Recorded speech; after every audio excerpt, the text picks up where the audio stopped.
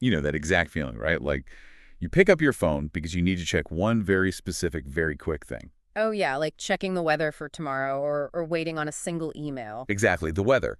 But then suddenly an entire hour has just vanished into the ether. Just completely gone. Right. You've scrolled through, I don't know, 3 dozen panic headlines, absorbed 7 highly polarizing opinions on some global crisis, and somehow, through the dark magic of the internet, you ended up watching a guy pressure wash a driveway for 20 solid minutes. And you put the device down, and you can't recall a single detail of the actual news you supposedly just consumed. You just feel, well, completely and utterly drained. It's the worst. And that paradox right there is exactly our mission for today's deep dive into the source material. Because it really is the defining paradox of our modern era, isn't it? We're walking around with access to humanity's collective knowledge sitting right in our pockets. But we're still just refreshing the exact same app every 5 minutes. Right. Feeling this pervasive sense of anxiety and paralysis, really.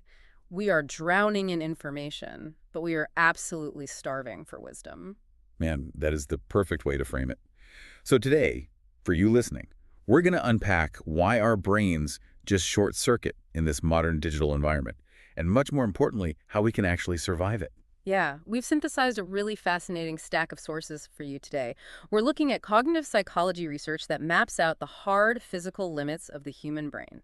We've got insights from the Mental Health Association regarding information overload, too. Yeah. And then to actually find a solution, we're looking backward, like 2,000 years backward. To be precise, yeah. We are pulling from 2 ancient operating systems for the mind, Greco-Roman Stoicism and Islamic asceticism. Just a light afternoon reading, you know? Exactly. But we're looking at them to see how they can rescue our focus today. Because if we want to understand why we feel so overwhelmed, we really have to start with the actual biological hardware of the human brain. The meat computer. Right, the meat computer. We are fundamentally trying to force a high-pressure fire hose of data into a remarkably tiny funnel. Okay, let's unpack this hardware issue first, because you hear people bragging all the time in office environments about multitasking, right? They're like, oh, I can't talk right now. I've got 50 tabs open in my brain. Yeah, and based on the cognitive psychology research we're looking at, that is really not the flex people think it is. It's just a myth. It's a complete neurological illusion. Early cognitive psychologists actually mapped out these precise limits. There's this foundational paper from 1956 by George Armitage Miller.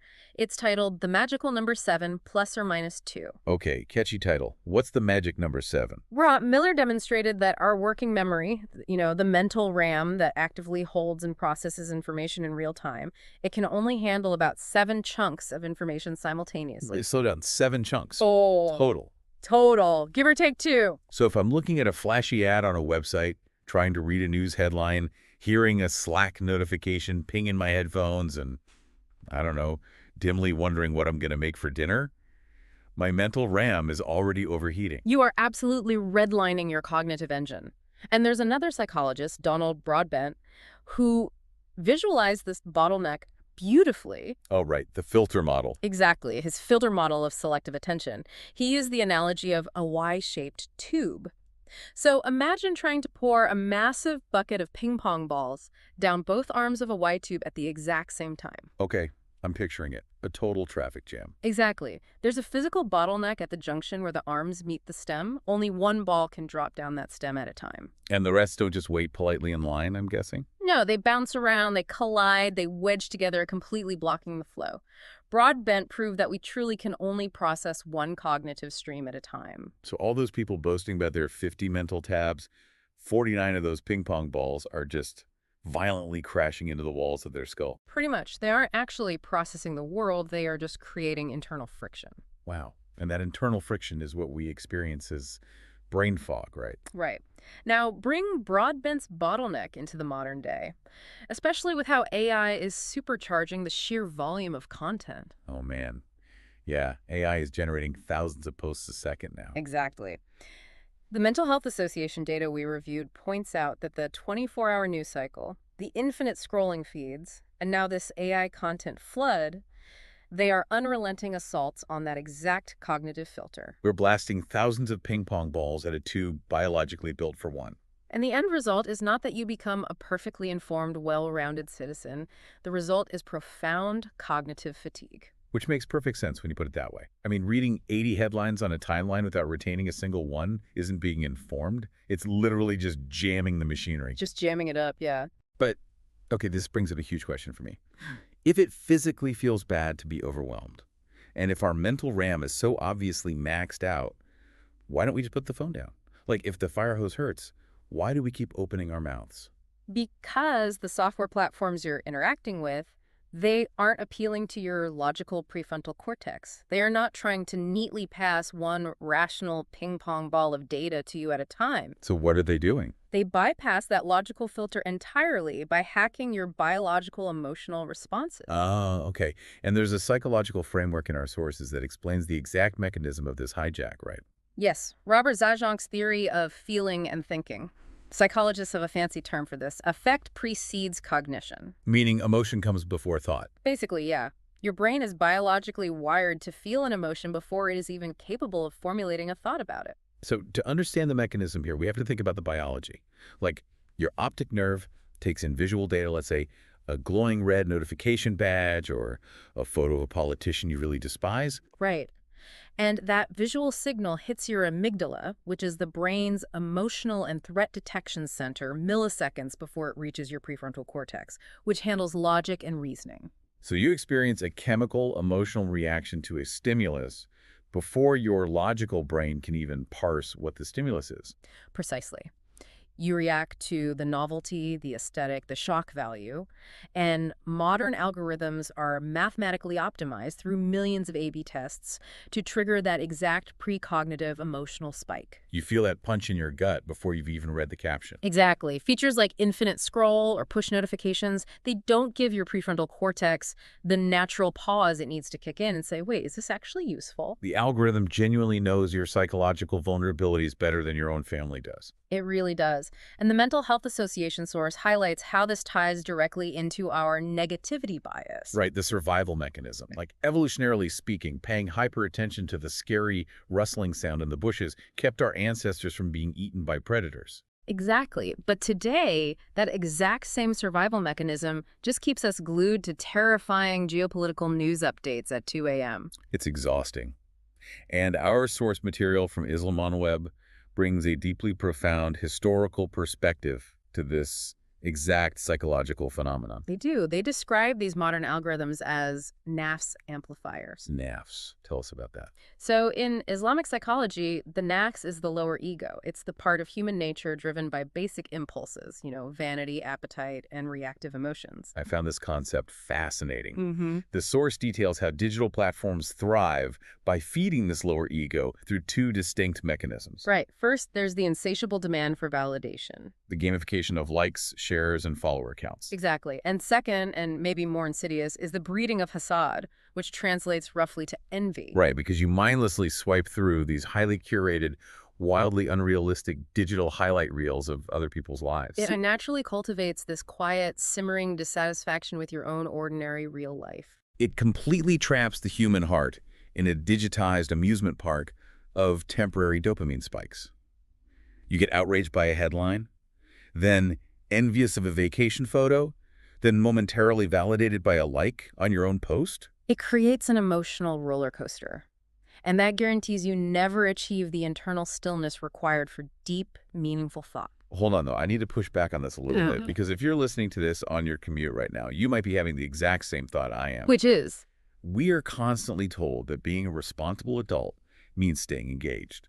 We have to know what's happening in the economy, in politics, and global affairs. If I turn off the notifications and ignore the news feed, aren't I just burying my head in the sand? It's a fair question. Right. Like, is staying informed actually a trap? Or is this just an excuse to be willfully ignorant? Well, that tension you're feeling is exactly the trap the algorithms set for us. They conflate feeling outraged with taking meaningful action. Think about the physical reality of it. You feel a massive surge of anger from a political post. You spend 45 minutes intensely arguing with a complete stranger in a comment section. We've all been there. Right. And you close the app feeling exhausted, but your brain tricks you into feeling like you've done something civic. You participated. But in the physical, objective world, Nothing changed. Nothing. No volunteer work was done. No legislation was influenced. You just generated ad revenue for a tech company by spending your emotional energy. Okay, that is a brutal reality check. Hmm. The hardware is bottlenecked. The software is hijacking our amygdala. The algorithm is feeding our lower ego and draining our energy while tricking us into thinking we're being productive citizens. That's a lot. It is. Hmm. How on earth do we survive this environment? Our sources point us toward a framework I'm going to call Digital Stoicism. We really have to look at ancient philosophies that were specifically engineered to deal with chaotic environments through internal detachment. And we have two parallel historical traditions in our sources that complement each other brilliantly for this: Greco-Roman Stoicism and the Islamic concept of zuhd, or asceticism. Okay, let's clarify asceticism immediately. Because when people hear that word, they picture a guy wearing a burlap sack, Yeah. living in a cold mountain cave, smashing his iPhone with a rock. Yeah, that's a very common misconception. True zuhd is not about the external aesthetic of poverty or shunning technology. So what is it? Well, it emerged historically when the Islamic Empire was acquiring massive wealth, and people were drowning in material luxury, much like we drown in information luxury today. Ah, interesting parallel. Yeah. And the fourth caliph, Ali Razi, provided the ultimate definition. He said, zuhd does not mean that you own nothing. It means that nothing should own you. Wow. That reframing changes everything. You can own the smartphone, you can use the laptop, but the device cannot own your attention. Exactly. It cannot dictate your emotional state before you've even had your morning coffee. And that idea harmonizes perfectly with the foundational principle of Stoicism, right? Philosophers like Seneca, Epictetus, and Marcus Aurelius, they lived through incredibly chaotic times. Wars, plagues, political assassinations. Right. And to survive all that, they developed what is known as the dichotomy of control. So how does a Roman philosophy map onto a modern internet user scrolling in bed? By brutally categorizing every piece of information you encounter into two buckets: things you have direct control over and things you absolutely do not. Okay, making sense. You cannot control the global news cycle. You cannot control the trending algorithm. You certainly cannot control what a stranger decides to type in a reply to your tweet. Definitely not. You can only control your own internal response. Seneca argued that allowing yourself to become enraged by things outside your control is essentially a self-inflicted wound. When you put it like that, getting angry at a piece of code feels ridiculous. You are literally handing over your psychological tranquility to a server rack in California. Exactly. And there is a beautiful, deeply grounding analogy in the Islamic texts that mirrors this detachment perfectly. Oh, the traveler analogy. Yes, it's a prophetic tradition advising people to live in the world as a traveler.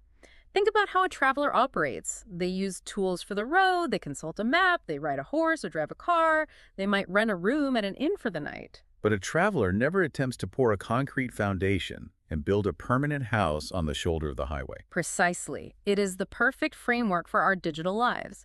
These networks, these screens, they're meant to be temporary tools for the journey, mechanisms to extract specific knowledge, communicate a message, or manage a task. But we are treating the internet like it's our permanent living room. We're hanging up virtual curtains, decorating it with all our strongest opinions, and then getting furiously angry when a stranger tracks mud on the rug. Which is madness. Complete madness. When in reality, we should be treating social media like a loud, crowded bus stop in a major city. You walk in, you check the schedule to get your information, you find your route, and you get out. You don't try to live there. Treating your attention as a finite, sacred resource, that is the mental shift required here. But, philosophy is just comforting poetry if we don't translate it into practical defense mechanisms. Very true. How do we actually apply this traveler mindset to the glowing rectangles we carry everywhere? We need tactical defenses, because my phone is going to buzz the second we finish this deep dive, and the philosophical armor might crack. We all need a game plan. And the Stoic sources introduce a practice with a very intense Latin name for this: premeditatio malorum. The premeditation of evils. Sounds fun. It sounds incredibly grim, I know, but it is actually a profound recipe for psychological resilience. How does it work? The practice involves intentionally spending a few moments mentally rehearsing things going wrong before you engage with the world. Before I even open the laptop. Yes. Before you open your laptop for the workday, you anticipate the friction. You actively tell yourself, the Wi-Fi might drop today. I will probably receive a passive-aggressive email from my boss. I will almost certainly see an infuriating, sensationalized headline. You're saying I should sit down and intentionally imagine getting annoyed. That sounds like a Yeah. terrible way to start a Tuesday. Well, think of it as a mental fire drill. By vividly anticipating the chaos and the noise of the digital world, you completely remove the element of shock. Oh, I see. When that troll leaves a nasty comment or the bad news breaks, your amygdala isn't caught off guard. You aren't triggered into a cascade of reactive emotion. Instead, your prefrontal cortex just calmly notes, ah, yes, I expected this exact flavor of nonsense today. It builds anti-fragility. I actually love that. You pre-process the annoyance so it can't hijack you in the moment. Exactly. Then there is the tactical side of curation. The Mental Health Association source is very blunt about this. They recommend a strict information diet. Limiting yourself to 2 or 3 highly trusted sources. Yes. Check them at designated times and use the Do Not Disturb function ruthlessly the rest of the day. Professionals today really have to become ruthless about filtering if they want to remain effective. The Islamic text parallels this modern advice with the ancient practice of malayani, right? Which translates to leaving what does not concern you. It's an active, ongoing practice. It means looking at your digital environment and doing a ruthless unfollow, unsubscribe, and delete of anything that offers no genuine intellectual, professional, or spiritual benefit to your actual life. But let me ask the hard, pragmatic question here. What about FOMO? You know, the fear of missing out. It's a huge hurdle for people. Right. If I ruthlessly unfollow trending topics, my phone lives on Do Not Disturb. What if I miss something genuinely culturally massive? What if my entire industry is talking about a new development on LinkedIn and I am completely out of the loop? That anxiety is so common, but it's a symptom of the very disease we are trying to cure. Marcus Aurelius, the Roman emperor, wrote extensively in his private journals about concentrating every minute of the day like a Roman soldier. Meaning what exactly? Focusing entirely on doing what is right in front of him with perfect seriousness. He viewed his attention as a walled fortress. Guarding your focus isn't missing out. It is actively protecting the finite resource of your life from algorithms explicitly designed to strip mine it. So the loop isn't even worth being in. In an age of infinite noise, being out of the loop of low-value reactive chatter is actually your greatest strategic advantage. Plus, we really need to interrogate the illusion of what we are supposedly missing out on. Both of our core sources touch heavily on the illusion of connection. Yes, virtual networking platforms promise us community and global villages, but so often they just deliver a profound sense of isolation. It's the great paradox of our time.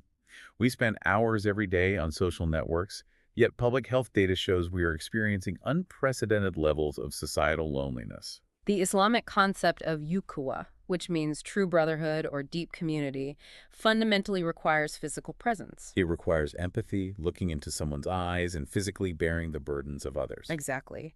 A digital platform reduces those profound, complex human bonds to passive likes and automated birthday reminders. A digital thumbs-up emoji cannot replace the actual physical weight of a genuine human handshake. It cannot replace showing up at a friend's door with a meal when they are sick. It just can't. When we treat the digital world as our primary arena for social reality, we are basically gorging ourselves on nutritional empty calories while walking around fully believing we are at a banquet. Which brings us to the ultimate overarching perspective of this entire discussion. The final reason to aggressively curate our digital environment, to practice this digital stoicism, isn't just so we can be 10% more productive at answering emails. No, it's bigger than that. It comes down to the stark existential reality of our limited time on Earth. We are going deep now. The Stoics refer to this concept as memento mori. Remember, you will die. Again, to a modern ear, this sounds morbid or depressing. But in philosophical practice, it is the ultimate tool for perspective. Recognizing that your time is finite immediately shrinks all of these petty, exhausting digital dramas down to their true, insignificant size. Right. That Twitter flame war you were about to jump into. Meaningless. The crushing anxiety over whether your vacation post got enough engagement. The doom scrolling about a celebrity scandal. When you zoom out and actively remind yourself that your days are literally numbered, that digital noise just evaporates. It loses all its power over you. The Islamic ascetic Hassan al-Basri captured the urgency of this reality perfectly centuries ago. He said, "Oh, son of Adam, you are but a collection of days. Whenever a day passes, a part of you passes away. That is heavy. A part of you passes away." But it is undeniably true. If a part of your finite existence passes away, with every single hour you spend endlessly swiping through content you don't even actually care about, you have to stop and ask yourself what you're exchanging your life for. To put it bluntly, nobody's tombstone is going to read, "Here lies John." He successfully read every single polarizing political headline of 2026. Keeping our mortality in mind is the ultimate antidote to wasting our consciousness on trivialities. It forces us to ask, in this exact moment, what actually matters.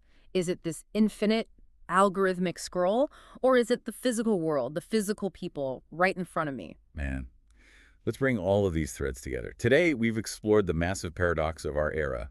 We have access to everything, but we are mentally exhausted by it. We've seen how our physical brain hardware, our working memory, has a strict bottleneck. And we've explored how algorithms bypass our logical filters and hijack our amygdala, feeding our lower egos and keeping us trapped in a reactive loop of outrage and envy. And we've seen that the survival strategy for this modern crisis is actually found in ancient wisdom, digital stoicism. It means treating your attention as a sacred, finite resource. It means recognizing that we are just travelers using these digital tools, not residents building our permanent homes inside them. The core challenge of the modern age is no longer finding information. That problem was solved 2 decades ago. The challenge today is deciding what actually deserves your attention. We have to become ruthless curators of our own minds, which leads us directly to the core truth we want you to walk away with today. Hear this clearly. Freedom in the digital age is not having access to everything. Freedom is having the discipline to ignore most of it. That discipline, the ability to say no to the noise, is what allows you to reclaim your mental sovereignty. So, we want to leave you with one final thought to ponder as you go about your day. In an era where algorithms constantly demand your reaction, where your attention is quite literally the most fiercely contested and monetized resource on the planet, what if the most radical, rebellious thing you can do today is simply to sit in a room in total silence, completely unreachable, and let your mind belong entirely to you?